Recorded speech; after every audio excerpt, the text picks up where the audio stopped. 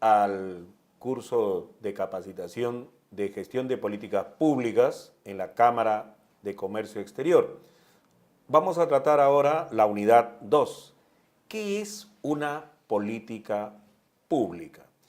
Hay bastante discusión al respecto, bastante material de lectura, conceptos, definiciones. Hay bastante material para discutir sobre lo que es una política pública, pero en la que todos están de acuerdo y hay un consenso y un común denominador es que en toda política pública hoy en día tiene que haber participación ciudadana y finalmente tiene que haber un empoderamiento, es decir, que el beneficiario o el receptor de la política pública tiene que verse beneficiado. ¿Quiénes hacen política pública? El Estado, obviamente. ¿Quiénes son los benefactores o los receptores? Toda la ciudadanía en sus diferentes niveles de organización. Pero daremos una definición, una aproximación de lo que es una política pública.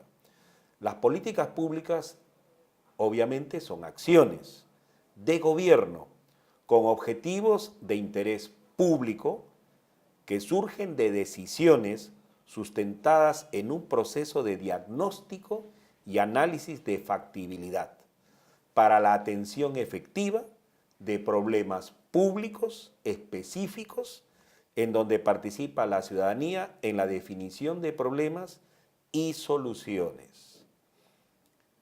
Por ejemplo, hoy en día vemos el grave problema que significa transitar por nuestras carreteras. Casi todos los días recibimos noticias de accidentes fatales con números de fallecidos y esto realmente es un problema para la ciudadanía. ¿Qué seguridad tiene el ciudadano de transportarse de un lugar a otro con todas las seguridades que esto significa, que llegue sano, salvo y entero a su lugar de destino? Es indudablemente una preocupación aquí que tenemos, por dar un ejemplo, de lo que debe tener en cuenta el gobierno. En este caso, a través concretamente del Ministerio de Transportes y Comunicaciones. ¿Qué se puede hacer? ¿Qué se puede plantear? Porque ya es realmente un problema muy serio esto de los accidentes fatales en nuestras carreteras. Y yo creo que esto es un tema de interés ciudadano y público, el que todos los pasajeros se puedan transportar de manera segura, no solamente cómoda, sino sobre todo segura, que puedan llegar bien, salvos, a su destino. Por eso la política pública tiene como objetivo final el bienestar del ciudadano. Pero obviamente las políticas públicas no pueden ser elaboradas por cerebros pensantes que están en su torre de marfil y que ellos ven el problema y tienen la solución. Indudablemente que ese enfoque ya no responde a la realidad. Una política pública tiene que responder al interés ciudadano y tiene que, obviamente, beneficiar al ciudadano, que es el que tiene que sentir el efecto real de la aplicación de una política pública. ¿Quiénes hacen política pública? Obviamente la hace el Estado a través de todos sus organismos y niveles autorizados. Es decir, estamos hablando desde el gobierno central, los gobiernos regionales y los gobiernos locales. Por ejemplo, tenemos una política pública de uno de los organismos del Estado, por ejemplo, la SUNAT. La SUNAT ha aplicado una interesante política que incluso ha sido motivo de reconocimiento y que incluso una ONG que se llama Ciudadanos al Día estuvo muy próxima a premiar esta acción que tomó la SUNAT, la de realizar facturas electrónicas y libros electrónicos, con lo cual se aplica el concepto de simplificación administrativa.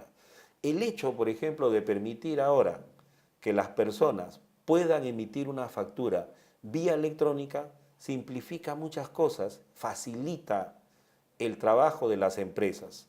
Como vemos, por ejemplo, a través de un comercial, llega una persona, entrega su mercancía y el comprador le dice, y mi factura, no se preocupe, no le veo, ahora se la emito, y desde su celular, con la modernidad de la tecnología, puede emitir y hacer una factura electrónica que ahora es válida.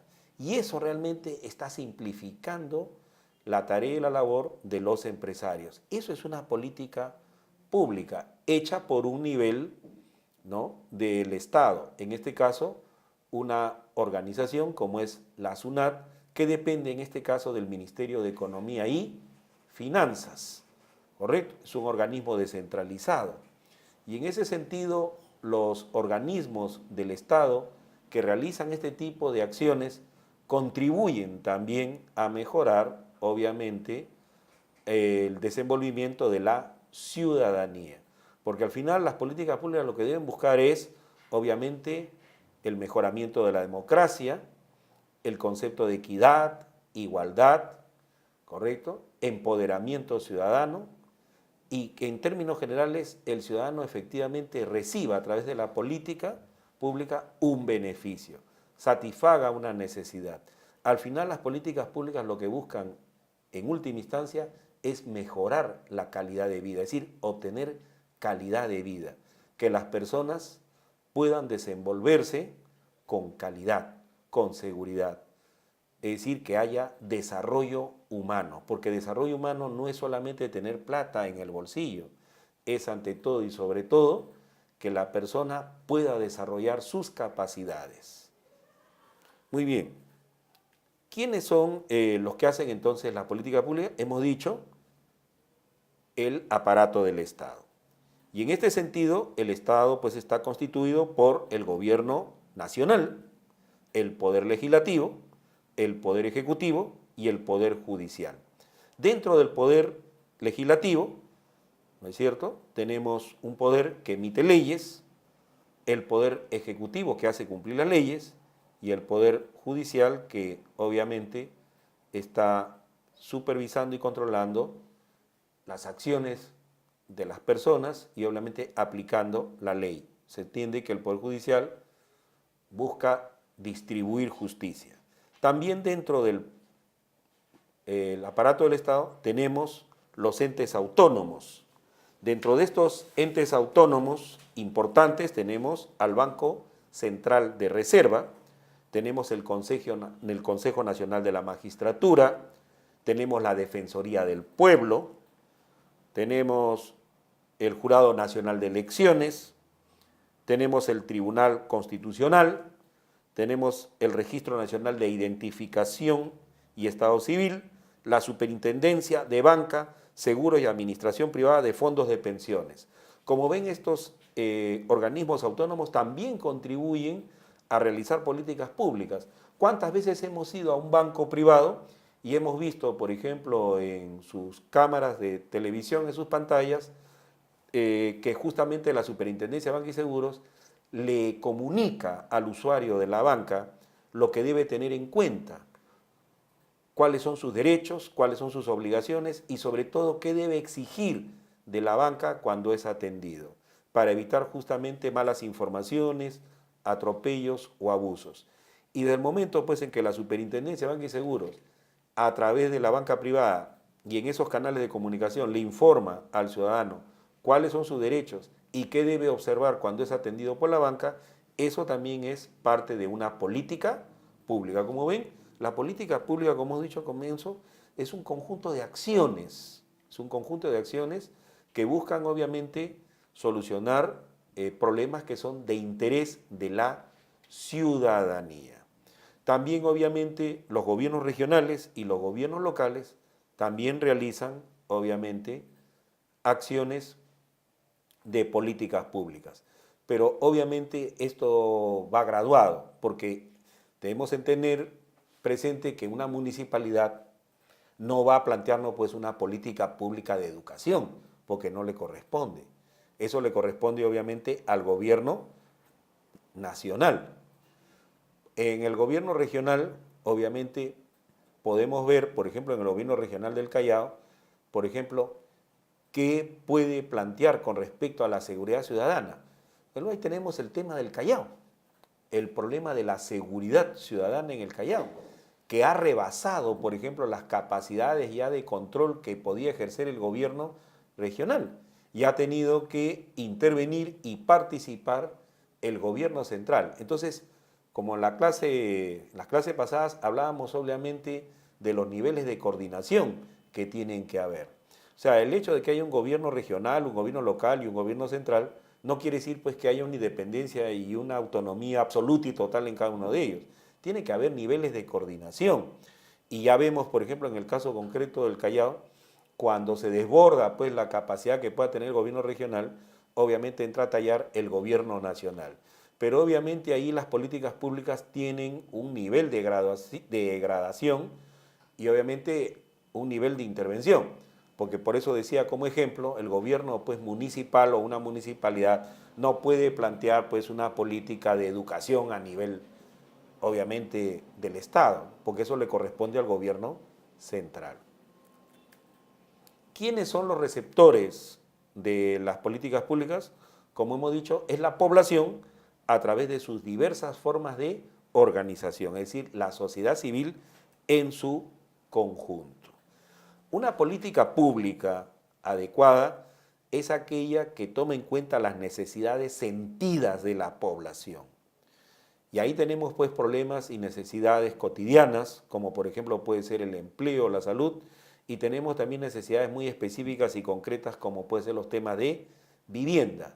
Al final hay una gran orientación, una gran filosofía que debe guiar las acciones de políticas públicas. ¿Cuáles son? Que se debe buscar el desarrollo personal y social.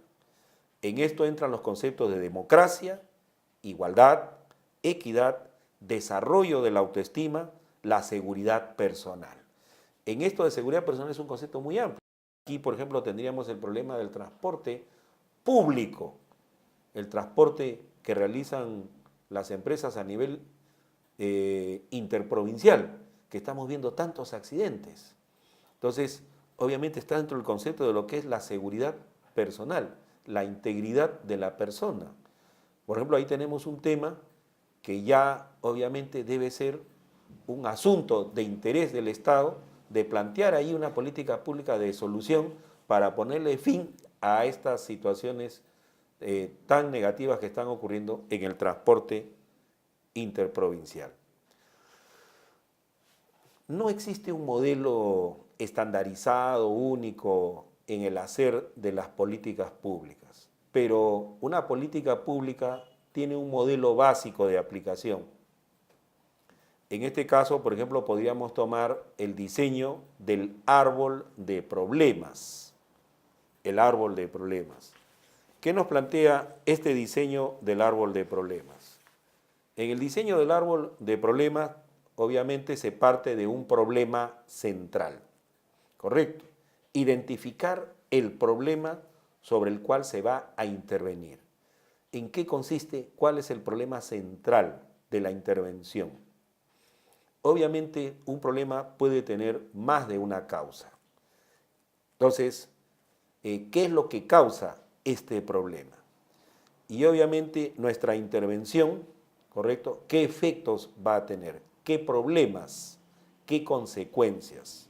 ¿Correcto? Eso es muy importante al desarrollar el árbol de problemas, que es una técnica empleada para identificar todos los problemas vinculados con un tema específico utilizando la relación causa-efecto.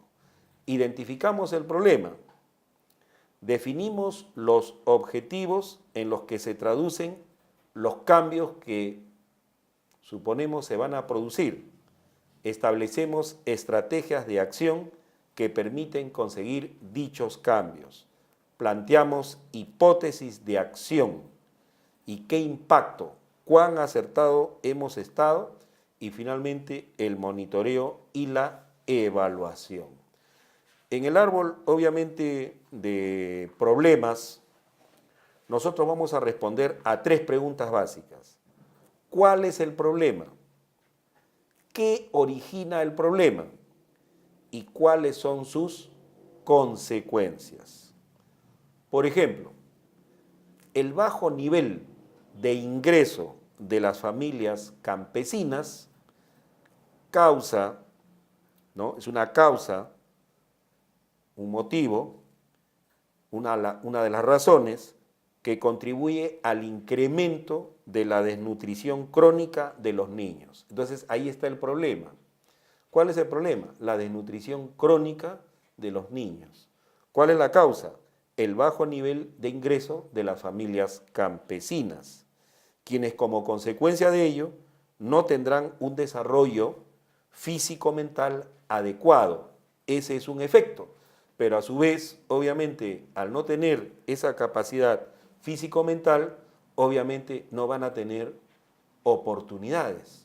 Entonces, si la sociedad quiere tener personas con capacidades iguales, estos niños, al no tener una buena fuente de alimentación, no van a poder desarrollar muchas facultades, obviamente físico-mentales, y eso los disminuye, los hace poco competitivos al momento que se integren al aparato productivo.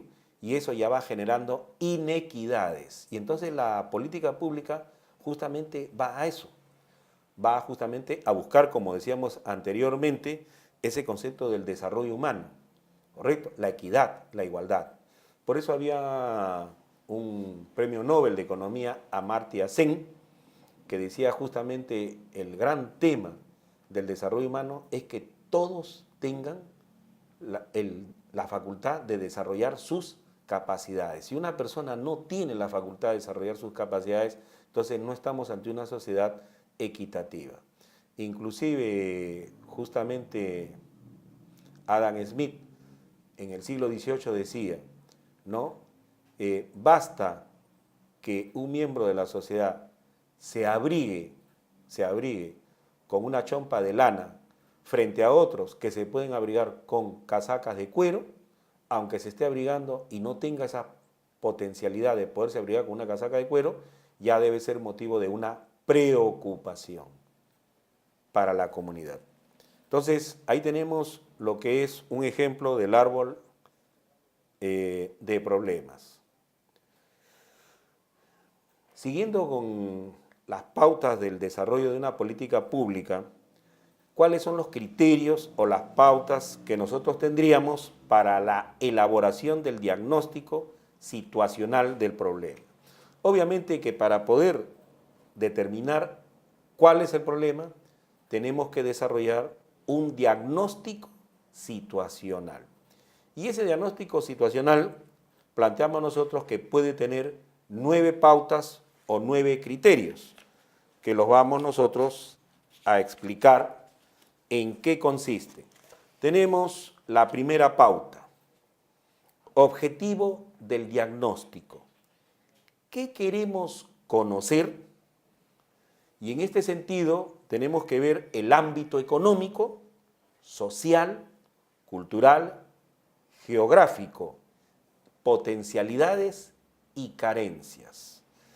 Ese sería el primer criterio que tenemos que desarrollar en la primera pauta, que es el objetivo del diagnóstico.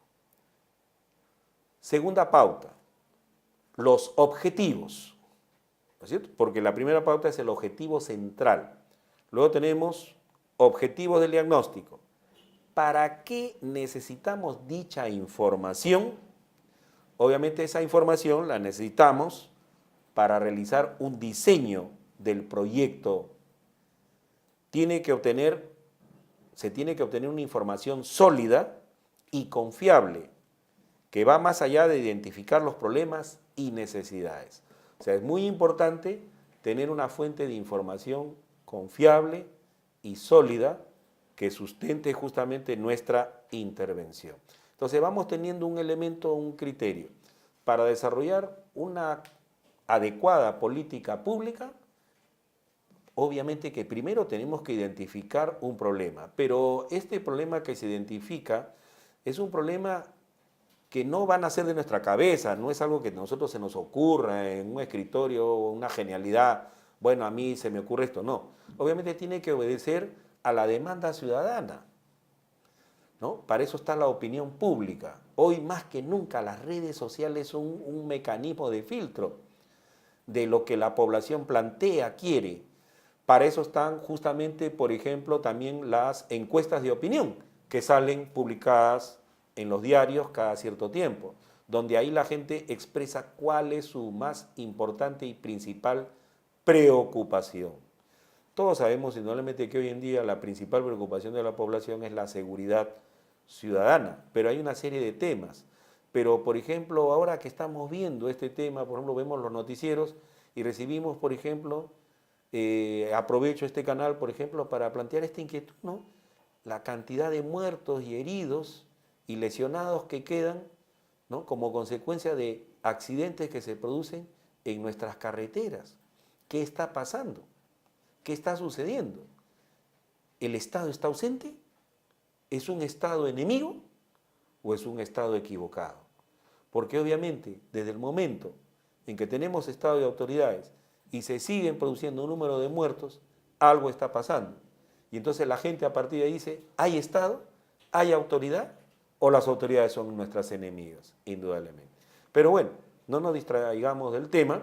Decíamos entonces que cuáles son las pautas para desarrollar un diagnóstico situacional, porque obviamente el aspecto más importante para desarrollar una política pública es hacer el diagnóstico. Es como el médico que para dar el adecuado tratamiento y precisar la causa de la enfermedad es el diagnóstico que tiene que hacer el médico. Y para eso obviamente el médico ausculta a la persona, pregunta, ¿no?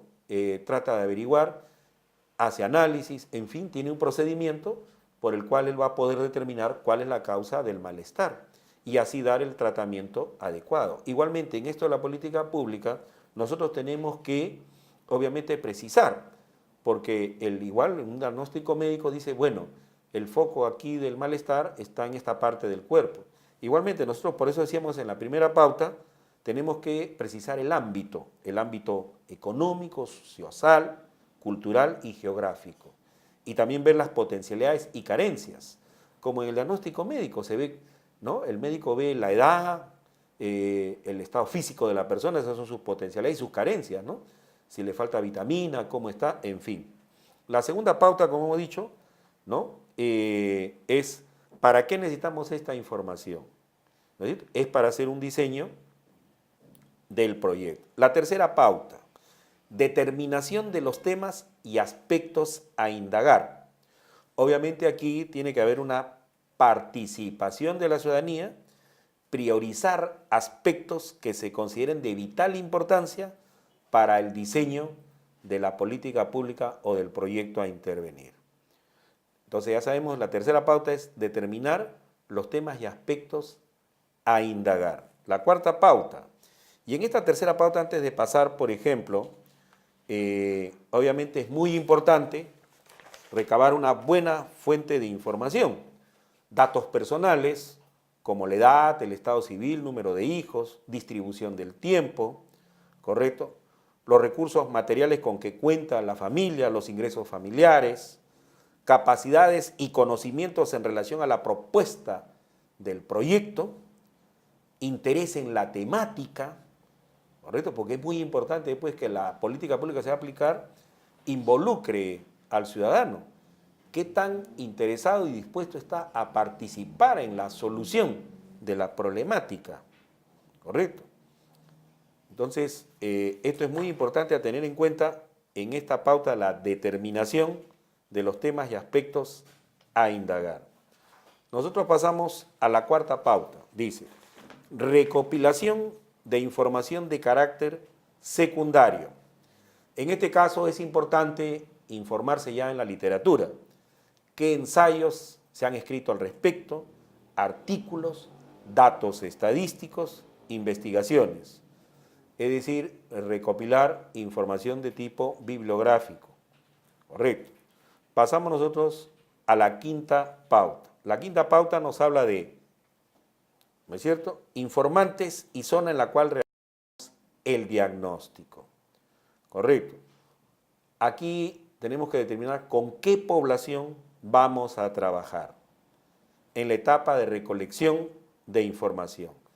Madres de familia, comuneros, organizaciones sociales, jóvenes, dirigentes, etc.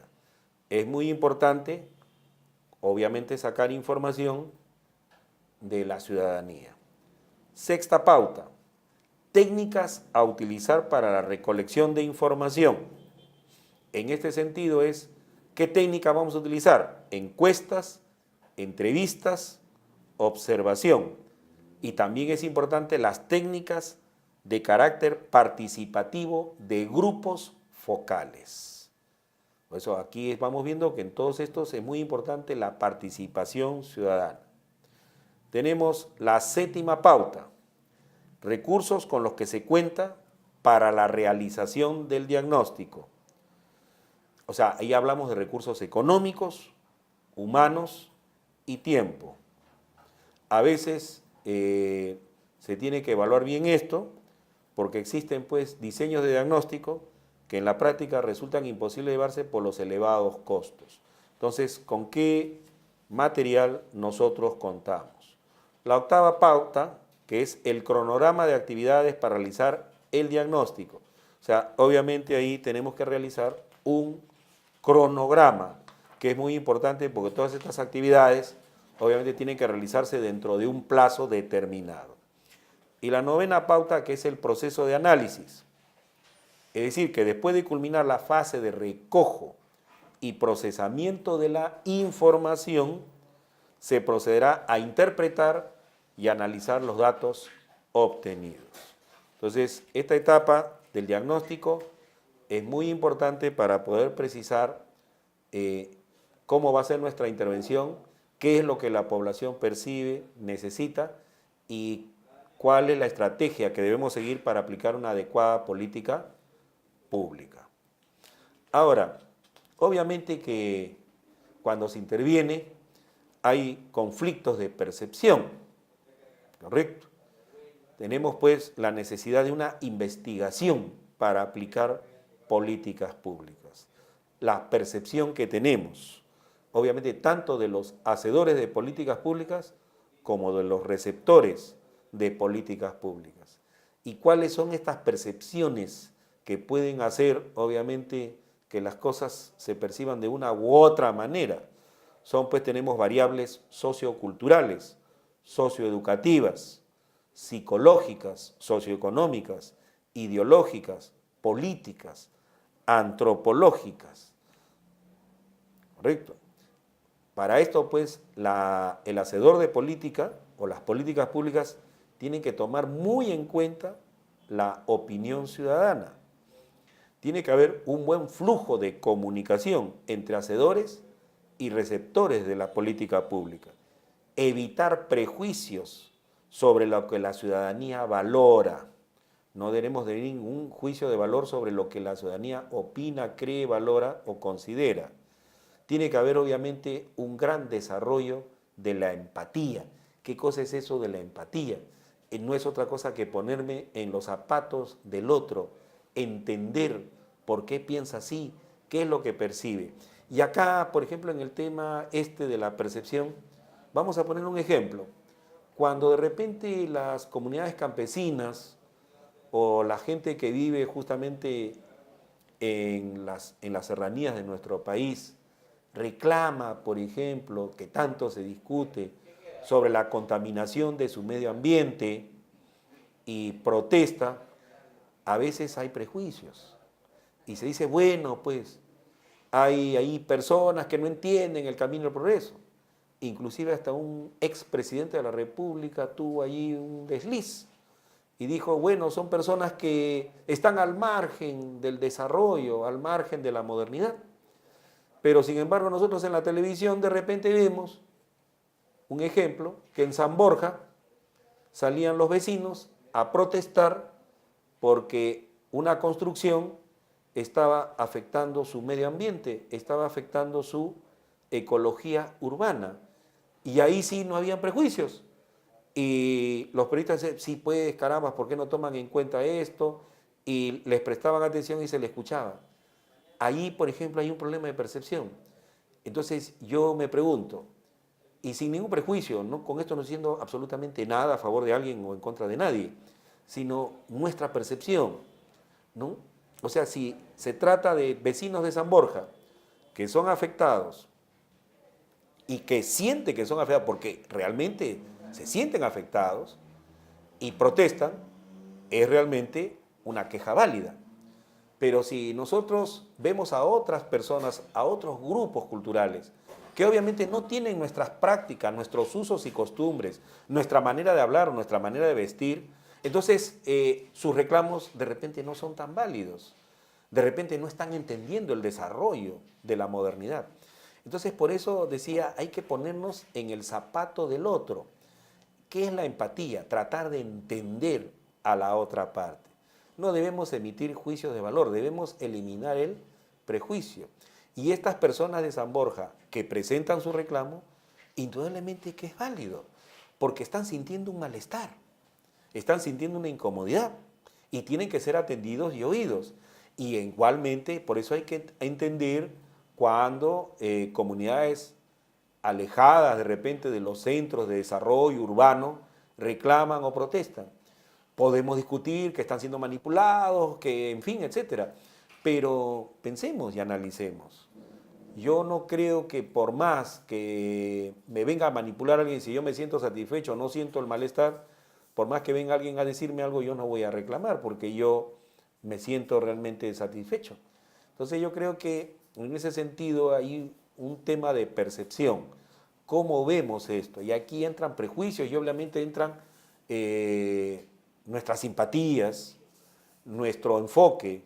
Por eso decía, del momento en que vemos, por ejemplo, un grupo de ciudadanos, un grupo de peruanos, con una ropa completamente diferente a la nuestra, con usos y costumbres diferentes a los nuestros, se genera a veces cierto prejuicio. Entonces digo, están reclamando, bueno, pero no hablan como yo, no manejan el idioma castellano como yo. No, deben estar equivocados, son ignorantes. ¿Y por qué los señores que reclaman de San Borja o de repente de un distrito acomodado, cuando ven un malestar, ellos sí, no, está bien, hay que atenderlos? Yo digo que sí, todos tienen que ser atendidos, absolutamente todos. Aquí yo no hago ningún distingo, porque las personas que viven en un distrito acomodado y se quejan sobre algo es porque sienten un malestar, sienten una incomodidad. Y obviamente hay que ser empáticos y oírlos. Posiblemente pues el reclamo de personas que vivan en San Isidro puede ser que el perro del vecino no ensucie el jardín.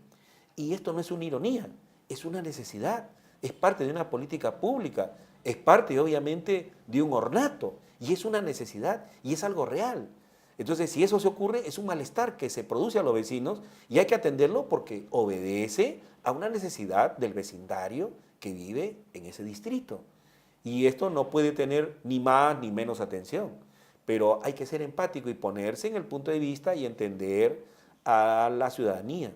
Entonces, cuando ciudadanos de otros medios, de otros ambientes, con otras prácticas y usos, plantean cosas, tenemos que escucharlos, porque obviamente desde el momento en que ellos están planteando eso, es que hay un malestar. Escuchamos pues a veces que, por ejemplo, se quiere construir una carretera, la pedían y de repente cuando se está construyendo empiezan los ataques o el pueblo, la comunidad lo rechaza. Pero hay que analizar por qué es lo que está pasando, qué es lo que piensa. Miren ustedes, por ejemplo, hay prácticas pues culturales, usos y costumbres. Si, por ejemplo, la Iglesia Católica, ¿no? Con el respeto de las creencias y la doctrina, no estoy en contra de nada, pero son cosas que tenemos que analizar, son realidades, ¿no? Si, por ejemplo, hablamos de una política reproductiva o de una política de educación sexual, la Iglesia Católica tiene sus puntos de vista. Entonces, por ejemplo, cuando se quería en los centros educativos repartir preservativos o condones, la Iglesia Católica se opuso, porque hay un enfoque, una visión. Entonces, vean ustedes, muchas veces las políticas públicas se van a ver atravesadas de estos conflictos de percepción. ¿Y qué hacer? Obviamente tiene uno que dialogar, escuchar, ponerse en la posición del otro, no prejuzgar, escuchar, oír y llegar a una concertación y sobre todo buscar pues el beneficio de la ciudadanía.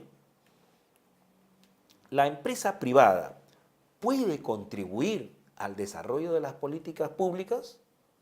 Ese es mi aporte que yo quiero brindar. Yo considero que sí. Yo estimo que la empresa privada, curiosa y paradójicamente, aún con su afán de obtener lucro, puede contribuir al desarrollo humano. Quiero ponerles un ejemplo muy simpático. Me voy a ir al otro lado del mundo, en la India. Por ejemplo, se desarrolló un proyecto por parte de una empresa para satisfacer una necesidad de los campesinos del sector rural indio. Se desarrolló el famoso chotokul. Chotokul, que es una expresión en el idioma hindi, ¿no?, que quiere decir frío pequeño. ¿A qué respondió esto? Respondió a solucionar la necesidad de preservar unos pocos productos, ¿no?, que llevan los campesinos de la India para facilitar su portabilidad en un medio rural.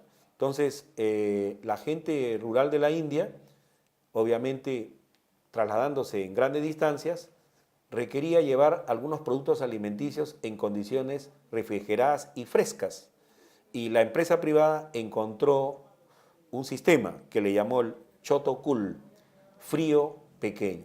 Y a través de este sistema permitió, como van a ver ustedes en las imágenes, en la foto ahí que se alcance, ¿no?, unas mujeres de la India que están en el campo, llevándolo sobre su cabeza de una manera muy fácil, porque lo que más querían era la facilidad de poderlo llevar, o sea, la portabilidad.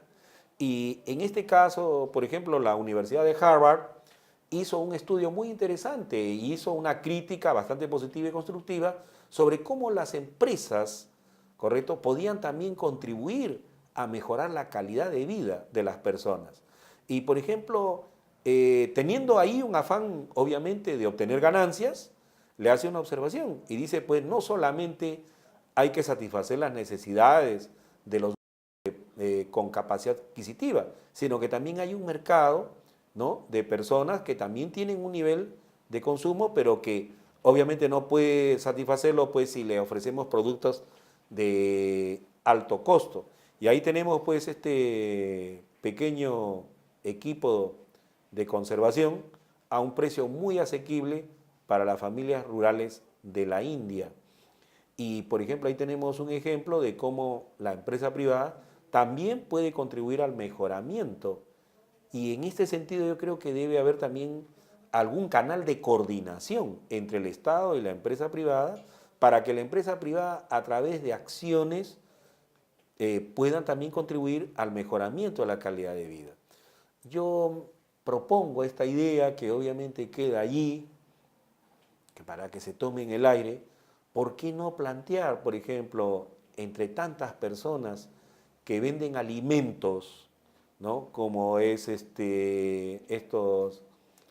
bebida, pues el emoliente, ¿por qué no, por ejemplo, coordinar con la industria textil para que les puedan brindar una ropa adecuada con la cual mantenerse limpios, higiénicos, a costos muy asequibles, y que de repente no sea una ropa pues que le dure años de años, sino de repente que la renueven cada 6 meses, pero a un costo tan asequible que no los afecte en sus bolsillos, y de paso la industria de ropa va a tener ahí un mercado y va a estar proveyendo. Y de esa manera también mejoramos la presentación, las personas que venden esto se van a sentir mejor y también podemos contribuir a mejorar la calidad de vida. ¿Qué cosas no podemos hacer, por ejemplo, para que las personas que venden alimentos en condición de ambulantes puedan tener equipos de higienización para mantener limpio la comida, dotarles pues de equipos cómodos, asequibles, como lo ha hecho, por ejemplo, aquí esta empresa a través del chotokul, que ahí está en una imagen, ustedes la van a ver, muy interesante, y que de esa manera, por ejemplo, ha satisfecho una necesidad, porque allí en el campo no hay electricidad, no hay corriente. Sin embargo, se creó un equipo allí que permitió que estas personas pudieran llevar productos frescos con facilidad y portabilidad. El caso de Kenia también es un ejemplo muy interesante, porque en este país del África, por ejemplo, la presencia de la banca era escasa. Sin embargo, a través del celular se encontró un medio como las personas de Kenia podían hacer transferencias y operaciones bancarias, ahorrando costos de traslados, etc. Entonces, la empresa privada también puede contribuir a realizar, ¿no?, políticas públicas. Claro, no lo hace en el enfoque, sino es un colaborador, un contribuyente, puede ser, pues como se dice, un aliado estratégico del Estado para realizar determinadas acciones. Acá, por ejemplo, hay una fórmula que plantea justamente la Universidad de Harvard, ¿no? 4 formas de descubrir necesidades no satisfechas. Dice ahí, haga un estudio de lo que sus clientes hacen con su producto. Haga un estudio de lo que sus clientes hacen con su producto. Examine las alternativas a sus productos que compran los consumidores. Observe las conductas compensatorias. Descubra los trabajos que no están siendo satisfechos por las personas. Y finalmente, busque explicaciones.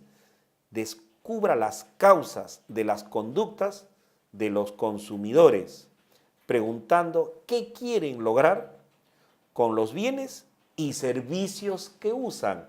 Coincide con lo que también plantean las estrategias de la gestión de política pública, ¿no? Tomar muy en cuenta al usuario, al ciudadano, en este caso la empresa lo ve al consumidor, clarísimo, y lo repito, dice ahí, busque explicaciones, descubra las causas de la conducta de los consumidores, preguntando qué quieren lograr con los bienes y servicios que usan.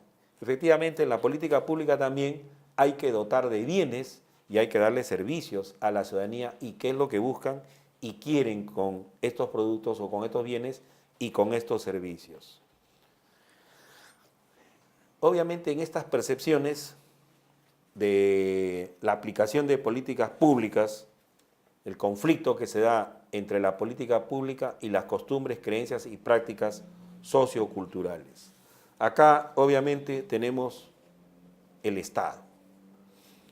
Y vamos a tener 3 clases de estados que van a ser fuentes de conflicto. El Estado ausente, el Estado enemigo y el Estado inconexo. El Estado ausente. Ejemplo, vuelvo a repetir, el caso del transporte interprovincial. ¿Realmente sentimos la presencia de la autoridad? Los buses se estrellan, se caen, la gente muere, se hiere, se lesiona. ¿Y está pasando algo? ¿Está habiendo un control? ¿Se está disminuyendo? Incluso las estadísticas nos dicen que creo que hay, al final del año, creo que el número de muertos en accidentes de tránsito es mayor que el número de muertos, creo, por cáncer o por alguna enfermedad. Entonces, esto es tremendo, ¿no? Tenemos pues miles de muertos y lesionados como consecuencia de estos accidentes. Entonces ahí tenemos, por ejemplo, un ejemplo muy práctico de Estado ausente. Y el Estado ausente pues dice, la administración estatal no toma decisiones, no dirime técnica ni políticamente las controversias, ni construye reglas. Eso es muy cierto. Estamos hablando del Estado ausente. Es una administración estatal que no toma decisiones. Eso es muy importante. Entonces, la ciudadanía busca que el Estado tome decisiones, intervenga y establezca reglas claras y rutinas con el cual el ciudadano se pueda sentir seguro. Correcto. En este espacio, obviamente, las políticas públicas no existen. Sí, pues, en el transporte interprovincial, ¿cuál es la política pública? ¿Qué se está haciendo al respecto? No existe. Tenemos luego el Estado enemigo. ¿Qué cosa es el Estado enemigo? La administración estatal toma malas decisiones, amenaza los derechos de la persona y la comunidad, no las protege ni garantiza. Aquí tenemos el caso muy polémico, que se puede aceptar o rechazar, pero que es una realidad que ha sucedido tiempo atrás, años atrás, en el caso de las esterilizaciones de mujeres de origen campesino. En este caso tenemos un Estado enemigo que no protegió, obviamente, ni garantizó el derecho a la vida y de reproducción de las mujeres, y que está siendo motivo en estos tiempos de investigación y de marchas. El Estado enemigo, obviamente. Estamos tomando pues ahí en la administración estatal malas decisiones. Todo esto obviamente es una fuente de conflictos porque la ciudadanía, al no sentir que hay un Estado, ¿qué viene? ¿Qué sucede, señores? ¿Qué pasa? Ustedes lo ven en los noticieros. Entonces un ómnibus causa muerte, la empresa no da explicaciones, la autoridad no interviene. ¿Qué hace el ciudadano? ¿Qué hacen los familiares? Van a la empresa y la apedrean. Y obviamente, después, ¿qué sucede? Inmediatamente, ¿qué se dice? Ciudadanos salvajes, ciudadanos delincuentes, pero un momentito, ¿quién los protegió? ¿Quién los amparó? ¿Qué pasó al respecto? Y entonces inmediatamente valoramos. Y ahí, por eso tenemos que tener en cuenta que cuando el Estado no interviene y no cumple su rol, van a venir estas fuentes de conflictos, van a venir estos problemas. Y en el peor de los casos, como todos sabemos que viene, obviamente viene una acción de rebeldía y pueden venir pues las acciones justamente guerrilleras, acciones de envergadura mayor en contra del establismo, en contra del Estado. Porque obviamente el grupo de ciudadanos, al ver que no hay autoridad, no hay reglas, obviamente van a decidir intervenir de una manera violenta. Se organizan y crean pues respuestas ya de acción armada, revolución y revuelta, y esto a veces es consecuencias de las malas políticas que aplica el propio Estado. Luego tenemos el Estado inconexo. Es cuando la administración estatal no identifica bien las preferencias públicas, resuelve lo que no es relevante, ¿no? O cosas relevantes solamente para algunos, en prejuicio de otros. El Estado inconexo. Y ahí obviamente podemos, por ejemplo, entender esto, ¿no? De repente ciudadanos de San Borja reclaman algo y son atendidos. ¿Y por qué los ciudadanos de repente de una comunidad andina del Perú no son escuchados, no son atendidos? Un Estado inconexo.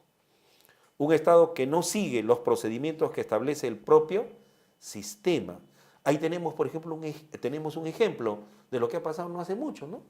Cuando aquella dama, aquella señora que efectivamente reconoció que agredió a un policía, le dieron 8 años de cárcel. Y aquel joven que agredió a una dama, pudiéndole ocasionar serios daños físicos y hasta pudiéndola haberla matado, le dieron 1 año de carcelería y ya salió. Entonces ahí tenemos, por ejemplo, un Estado inconexo, ¿no? Un Estado que no identifica bien los problemas y un Estado que no sigue los procedimientos que establece el propio sistema. Oiga, ¿cómo va a ser posible, pues, que la acción de esta señora, que bueno, le bota el casco, correcto, que lo agrede, le va a dar pues 8 años y al otro que estuvo próximo a matar a una dama, le den pues 1 año y ya lo hayan, ¿cómo se llama?, absuelto de la prisión? Entonces, esas cosas obviamente son inconexas, son pues ilógicas y todo eso genera malestar en la ciudadanía. Y eso obviamente hace que el ciudadano no se sienta identificado con la autoridad, que el Estado no se sienta identificado pues con el Estado, o sea, siente que no hay Estado, que el Estado es enemigo. Entonces muchas veces nos pasa, ¿no? Cuando se acerca un policía a pedirnos algo, sentimos que este es un enemigo y eso está mal, ¿correcto? Está mal porque obviamente ahí tiene que haber una intervención de política pública, o sea, el Estado tiene que ser un Estado eficiente y eficaz, pero que tenga como norte, obviamente, el beneficio ciudadano. Aquí estoy poniendo un ejemplo de lo que es la percepción. El ministro del Interior, por ejemplo, el señor Carlos Brazombrío, en una entrevista en RPP, dice esto, correcto, cultura delictiva. Se está refiriendo al problema del Callao, y él dice, pero el otro problema detectado es que algunas zonas, dice algunas zonas, no está hablando de todo el Callao, sino algunas zonas del Callao, hay una suerte de cultura delictiva que viene de padres a hijos, no solo que no les importa y hasta están orgullosos que delincan. Estos casos se convierten en una estigmatización. Hay que ir ganándoles la mano a esos sectores. Entonces, el problema del Callao en su diagnóstico, ¿no? El ministro consideró que en el puerto se vive una combinación compleja de los problemas que tiene el Perú en inseguridad, siendo uno de los principales el crimen organizado, muy canalizado por el narcotráfico. Ahí estamos viendo, pues, que obviamente este ministro está tratando de fijar una política pública y va encontrando, obviamente, varios problemas, varias causas, ¿no? Narcotráfico, la cultura delictiva, y que el efecto de todo eso es, obviamente, una presencia delictiva, pues, ya prácticamente descontrolada. Entonces, en conclusión, para ir cerrando esta segunda unidad, nosotros vamos viendo que hay muchas definiciones de políticas públicas, pero que al final, correcto, la política pública, ¿cómo la vamos a definir? Como un conjunto, obviamente, de acciones que vayan a favor de la ciudadanía. Por eso se dice, las políticas públicas son acciones de gobierno, y en este sentido, obviamente, también vamos a tener el tamiz del gobierno. Obviamente ese es otro de los problemas, ¿no? La continuidad. Por eso se ha hablado y se ha discutido mucho de políticas de Estado que tienen que ir más allá del gobernante que esté de turno.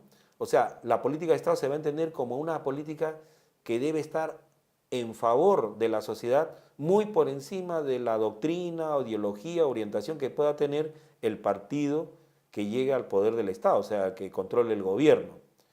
Y obviamente eso también es un problema que tiene que verse y que tanto se discute, ¿no? Establecer políticas de Estado. Algunas sociedades lo han logrado y creo que Chile, por ejemplo, ha logrado un consenso entre los políticos de tener ciertas guías matrices como política de Estado. Llegue quien llegue, ¿no? Esas políticas se tienen que mantener. Por eso dice, la política pública son acciones de gobierno con objetivos de interés público para la atención efectiva de problemas públicos, en donde participa la ciudadanía en la definición de problemas y soluciones. Así estaríamos dando por concluida esta segunda unidad y continuaremos con una tercera. Gracias por su atención.